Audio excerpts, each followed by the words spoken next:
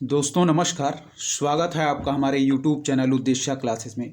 दोस्तों डेट है आज की 12 जनवरी 2024 और चलिए हम लोग 12 जनवरी 2024 के कुछ महत्वपूर्ण करंट अफेयर्स के बारे में देख लेते हैं। ठीक है दोस्तों, सारे करंट अफेयर्स बहुत ही इंपॉर्टेंट हैं, ध्यान से देखिएगा। चलिए स्टार्ट करते हैं। पहला करंट अफेयर देखेंगे क्या है हमारा, चलिए देखते हैं। दोस्तों पहला जो करंट अफेयर वह कह रहा है कि राष्ट्रपति द्रौपदी मुर्मू ने दोस्तों स्वच्छ सर्वेक्षण पुरस्कार 2023 प्रदान कर दिए हैं। क्या है? राष्ट्रपति द्रौपदी मुर्मू ने दोस्तों स्वच्छ सर्वेक्षण पुरस्कार 2023 प्रदान कर दिए हैं। और किस जगह पे यह प्रदान किया गया? तो यह प्रदान किया गया दोस्तों नई दिल्ली में स्थित भारत मंडपम में। ठीक है, नई दिल्ली में स्थित भारत मंडपम में। ठीक है, तो चलिए देखिए, यहाँ ध्यान से देखिएगा। कह रहा है कि राष्ट्रपति द्रौपदी मुर्मू ने, ठीक है, स्वच्छ सर्वेक्षण पुरस्कार 2023 जो हैं वह प्रदान कर दिए गए हैं, जो कि नई दिल्ली में स्थित भारत मंडपम में प्रदान किए गए। ठीक है, अब डाटा सारे इंपॉर्टेंट है, ध्यान से सुनिएगा। ठीक है, पहला दोस्तों डाटा कह रहा है कि यदि हम बात करें 1 लाख से अधिक आबादी वाले शहरों में तो कौन प्रथम, द्वितीय और तृतीय स्थान पर आया है, यह ध्यान रखिएगा, परीक्षा में यही पूछा जाता है। कह रहा है कि यदि हम स्वच्छ सर्वेक्षण पुरस्कार में 1 लाख से अधिक आबादी वाले शहरों की बात करें दोस्तों, तो इंदौर लगातार 7वीं बार प्रथम स्थान पर रहा है। कौन? इंदौर लगातार 7वीं बार दोस्तों प्रथम स्थान पर रहा है।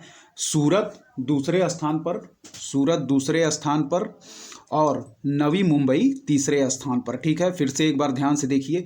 यदि हम बात करें स्वच्छ सर्वेक्षण पुरस्कार 2023 की और बात करें हम 1 लाख से अधिक आबादी वाले शहरों की, तो 1 लाख से अधिक आबादी वाले शहरों में दोस्तों इंदौर हमारा 7वीं बार प्रथम स्थान पर रहा है। फिर है हमारा सूरत, फिर है हमारा नवी मुंबई। तो याद रखिएगा कि 1 लाख से अधिक आबादी यदि पूछी जाए तो उसमें दोस्तों है हमारा कौन सा शहर? इंदौर प्रथम स्थान पर है, फिर है सूरत और फिर है नवी मुंबई। इंदौर लगातार 7वीं बार प्रथम स्थान पर रहा है। ठीक है, चलिए अब दूसरा पॉइंट देखिएगा क्या कह रहा है। दूसरा पॉइंट भी काफ़ी इंपॉर्टेंट है। देखिए, कह रहा है यदि पूछा जाए 1 लाख से कम आबादी वाले शहरों की श्रेणी में कौन कौन से शहर हैं, कह रहा है 1 लाख से कम आबादी की श्रेणी में। ठीक है, तो ध्यान से सुनिएगा। 1 लाख से कम आबादी की श्रेणी में दोस्तों है महाराष्ट्र का सासवद। ठीक है, कौन है? महाराष्ट्र का सासवद जो है दोस्तों वह 1 लाख से कम आबादी की श्रेणी में प्रथम स्थान पर है। फिर है हमारा छत्तीसगढ़ का पाटन। ठीक है, फिर है दोस्तों हमारा महाराष्ट्र का लोनावाला। ठीक है, ध्यान से फिर देखिए। कह रहा है कि 1 लाख से कम आबादी की श्रेणी में यदि बात करें तो महाराष्ट्र का जो सासवद है वह प्रथम स्थान पर है। ठीक है, फिर दूसरे स्थान पर है दोस्तों हमारा छत्तीसगढ़ का पाटन, फिर तीसरे स्थान पर है दोस्तों महाराष्ट्र का लोनावाला। ठीक है, तो याद रखिए कि 1 लाख से कम आबादी की श्रेणी में महाराष्ट्र का सासवद, छत्तीसगढ़ का पाटन द्वितीय स्थान पर, महाराष्ट्र का लोनावाला तृतीय स्थान पर। ठीक है, चलिए अब बढ़ेंगे दोस्तों। राज्य की यदि बात करें, राज्य श्रेणी में स्वच्छता की यदि बात करें दोस्तों, तो पहला जो राज्य है सबसे स्वच्छ वह है हमारा महाराष्ट्र। कौन है? सबसे स्वच्छ राज्य जो है दोस्तों, राज्य की श्रेणी में यदि बात करें तो स्वच्छता में जो सबसे प्रथम राज्य है वह है दोस्तों हमारा महाराष्ट्र। फिर है दूसरे नंबर पे हमारा दोस्तों मध्य प्रदेश, फिर है तीसरे नंबर पर हमारा छत्तीसगढ़। ठीक है, राज्य श्रेणी में सबसे स्वच्छ राज्य कौन से हैं? चलिए ध्यान दीजिएगा, यहाँ ध्यान दीजिए। पहला है दोस्तों महाराष्ट्र। ठीक है, राज्य श्रेणी में, फिर है मध्य प्रदेश, फिर है छत्तीसगढ़। याद रखिएगा। ठीक है, स्वच्छ सर्वेक्षण पुरस्कार यदि राज्य श्रेणी में देखें तो प्रथम पे है हमारा महाराष्ट्र, फिर है मध्य प्रदेश, फिर है हमारा छत्तीसगढ़। ठीक है, चलिए अगला डाटा देखेंगे। अगला डाटा जो है दोस्तों वह है सबसे स्वच्छ गंगा शहर का। ठीक है, सबसे स्वच्छ गंगा शहर का।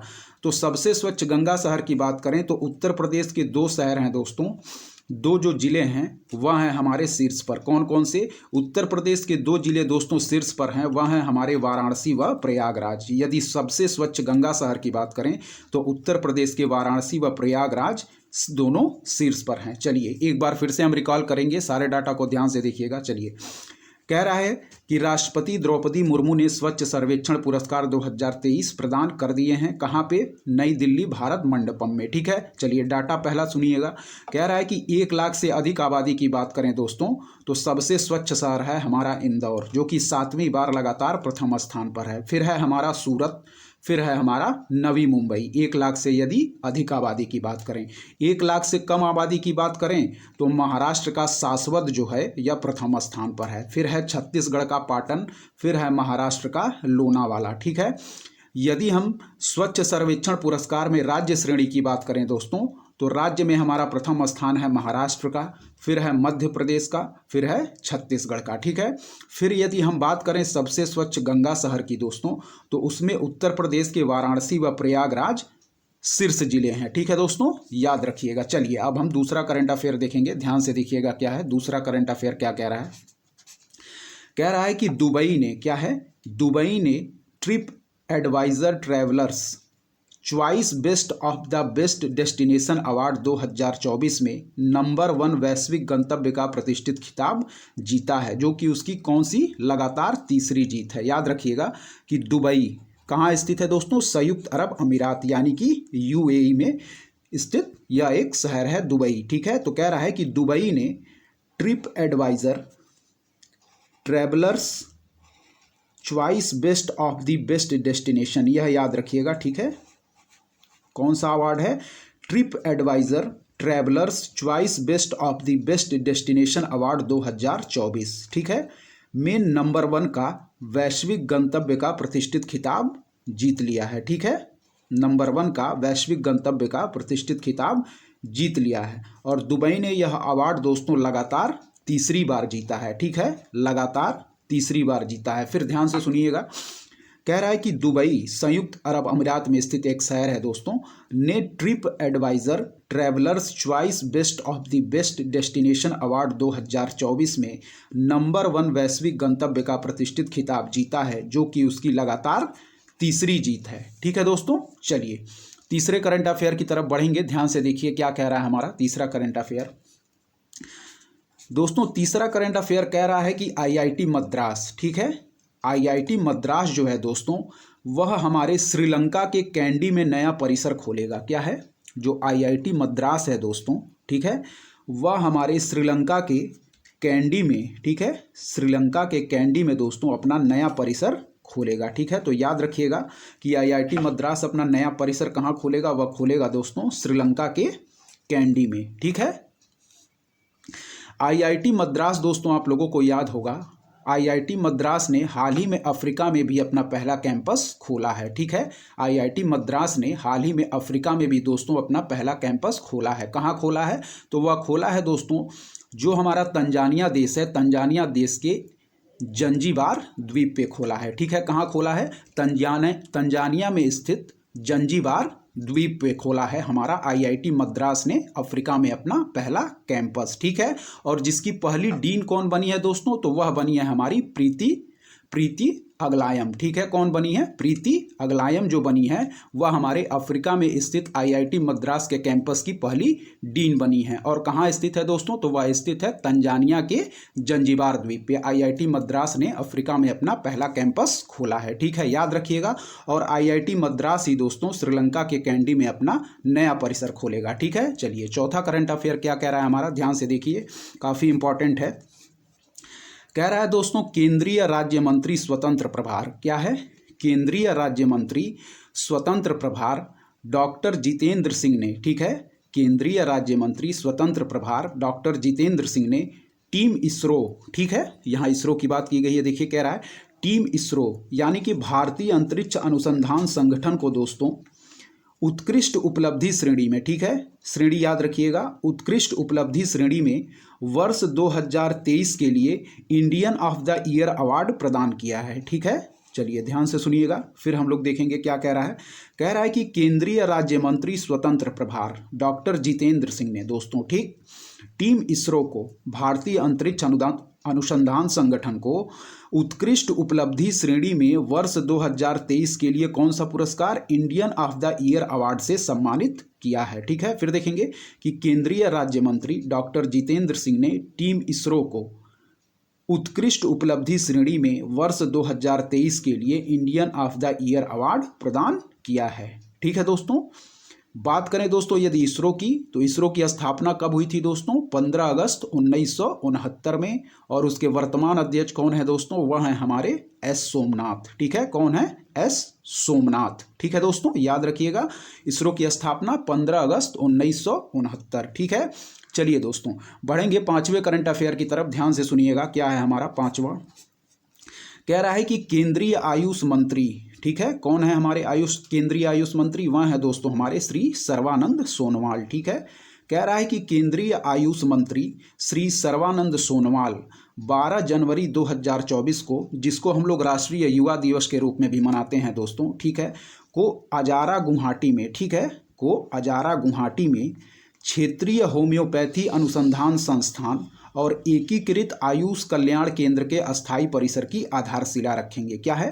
केंद्रीय आयुष मंत्री श्री सर्बानंद सोनोवाल 12 जनवरी 2024 को, जिसको हम लोग राष्ट्रीय युवा दिवस के रूप में भी मनाते हैं, कहाँ पे?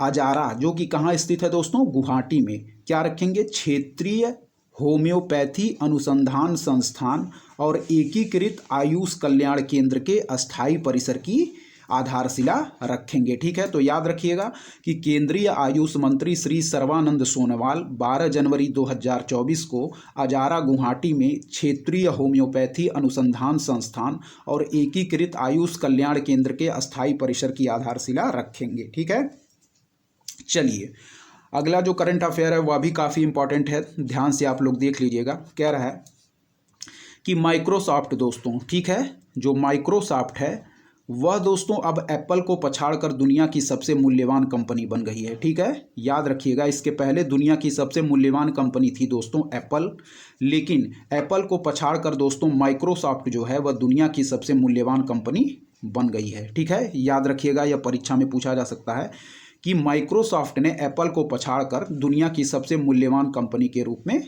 दर्जा हासिल कर लिया है। ठीक है, यदि हम बात करें एप्पल, तो एप्पल को पछाड़कर माइक्रोसॉफ्ट ने दुनिया की सबसे मूल्यवान कंपनी बन गई है, अब याद रखिएगा। ठीक है, चलिए अब हम बात करते हैं सातवां जो करंट अफेयर है दोस्तों, याद रखिएगा क्या है?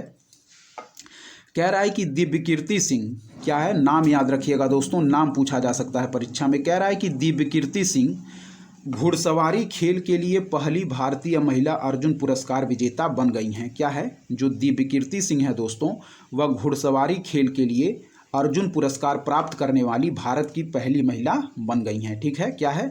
दिव्यकीर्ति सिंह घुड़सवारी खेल के लिए पहली ऐसी महिला बन गई हैं जिनको अर्जुन पुरस्कार से सम्मानित किया गया है। ठीक है, तो यह पूछा जा सकता है क्योंकि यह पहली है दोस्तों, और पहली चीज़ें हमेशा परीक्षा में पूछी जाती हैं और इम्पॉर्टेंट भी होती हैं। ठीक है, कह रहा है कि दिव्यकीर्ति सिंह घुड़सवारी खेल के लिए भारतीय महिला अर्जुन पुरस्कार विजेता, पहली भारतीय महिला अर्जुन पुरस्कार विजेता बन गई हैं। किस खेल के लिए?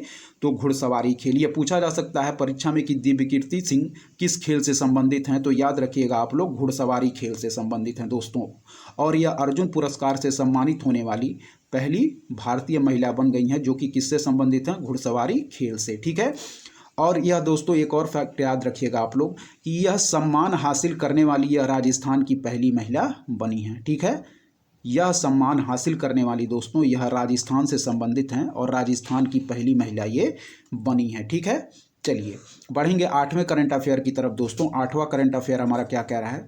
कह रहा है कि वाणिज्य और उद्योग मंत्रालय, ठीक है, मिनिस्ट्री याद रखिएगा, वाणिज्य और उद्योग मंत्रालय के तहत उद्योग और आंतरिक व्यापार संवर्धन विभाग, क्या है?